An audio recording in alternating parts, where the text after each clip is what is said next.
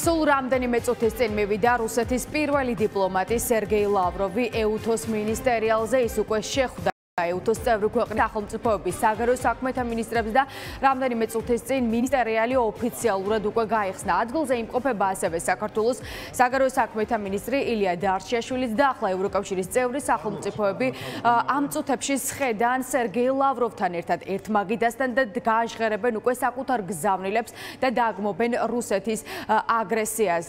სერგეი ლავროვის დაპატიჟებამ ეუთოს 20-ე მინისტერიალზე გამოიწვია რამდენიმე ქვეყნის ბოიკოტი, როგორც უკვე თქვენთვის არის ცნობილი, უკრაინა, ლიტვა, ლატვია და ესტონეთი მინისტერიალს არ დაესწრებიან და სწორედ ამიტომაც ჯოზეფ ბორელი, ევროკავშირის წარმომადგენელი, იძულებული გახდა საზოგადოებისთვის აეხსნა, რატომ დაპატიჟეს სერგეი ლავროვი ეუთოს მინისტერიალზე. ჯოზეფ ბორელმა პირდაპირ თქვა, რომ დაგმობენ რუსეთის აგრესიას.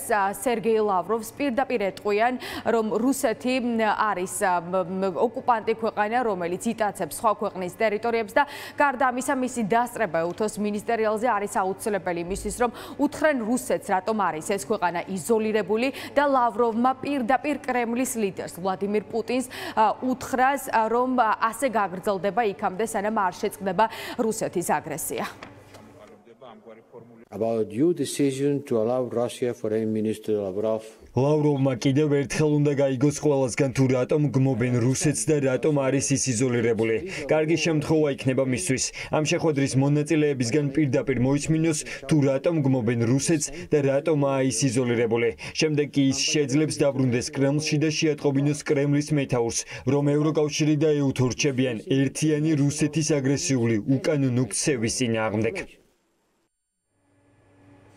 როგორც უკვე გითხარით, ეუთოს მინისტერიალზე იმყოფება ილია დარჩიაშვილი, საქართველოს საგარეო საქმეთა მინისტრი, რომელიც ეუთოს წევრი სახელმწიფოებისთან ერთად სიტყვით გამოვა ლავროვთან ერთად, ასე ვთქვათ, ისიც ზის მოლაპარაკების მაგიდასთან და გარდა ამისა, ცნობილია, რომ ის ილაპარაკებს ოკუპაციასთან დაკავშირებით, ყოველ შემთხვევაში ქართულ ოცნებაში ამას ამტკიცებენ და დარჩიაშვილის გამოსვლა დღის მეორე ნახევარში იგეგმება. საინტერესოა, რა გზავნილებით ჩავიდა სკოპიეში საგარეო საქმეთა მინისტრი. იქამდე ქართული ოცნების ლიდერები აკეთებენ მის ნაცვლად განცხადებებს და მართველი გუნდი აკრიტიკებს ოპოზიციას იმის გამო, რომ საქართველო არ უნდა შეერთებოდა უკრაინის და ბალტიისპირეთის ქვეყნების ბოიკოტს და უნდა დაასწრებოდა ეუთოს მინისტერიალს, რადგან ეს არის მნიშვნელოვანი პლატფორმა და პრობლემას ვერ ხედავენ იქიდან გამომდინარე, რომ ევროკავშირის წევრი სახელმწიფოების ლიდერები ხედან ლავროვთან ერთად მოლაპარაკების ერთ მაგიდასთან. აღსანიშნავი ერთი მნიშვნელოვანი ფაქტი, რომ მაკედონიაში ჩრდილოეთ მაკედონიაში ჩავიდა